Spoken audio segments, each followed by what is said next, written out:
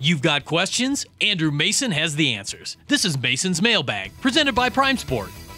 Back again for a post-draft edition of the Mailbag. I'm Andrew Mason. Thanks for joining me.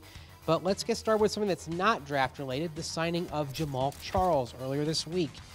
Brent McFarland wants to know, what will the addition of Jamal Charles mean to the Broncos' pecking order at the running back position? Well, at the top, I don't think it's going to really change things. I think C.J. Anderson's still going to be the number one back. You're going to have Devontae Booker in the mix as well. Jamal Charles, at this point, you've got to kind of keep the expectations reasonable. He's missed a lot of time in the last couple of years because of knee problems.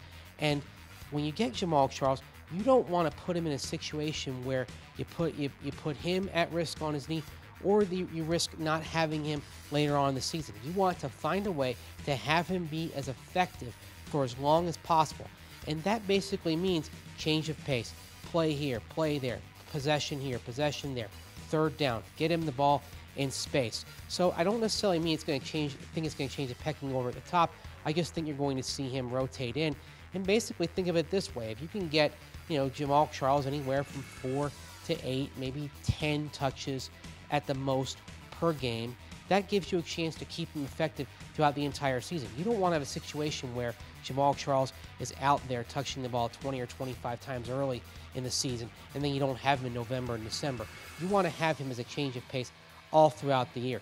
And that kind of goes hand in hand with the moves the Broncos made in the draft in terms of Carlos Henderson, Isaiah McKenzie, D'Angelo Henderson. All these guys can kind of rotate in. You can keep everybody fresh. Mike McCoy has a lot of weapons. I think you'll see plenty of substitutions. Don't think the pecking order of the running back changes that much, but you will see Jamal Charles rotate in a little bit. Next question via Twitter from @BroncoTurtle. Can you give some clarity on Connor McGovern and how he fits in our O-line plans moving forward? Well, he's a potential swing backup, and an unusual swing backup because he can go at all 5 positions. Recently in voluntary camp, getting some work at center. I think they're going to continue that with him. You want to find out just how many spots he can play. Quite frankly, I think the Broncos' gap blocking scheme, more gap blocking elements installed by Jeff Davidson, it's going to help Connor McGovern. He's a naturally strong player. We know about what he did in the weight room at the University of Missouri. I'm not sure there's a stronger player on the Broncos roster right now. And thus, I think the techniques that Jeff Davidson will use are going to help Connor McGovern. I think they'll help him have a spot. And it wouldn't surprise me if you see Connor McGovern not only on the 53-man roster, but getting a jersey every week and maybe a primary backup at all 5 positions on the offensive line. They do love his versatility.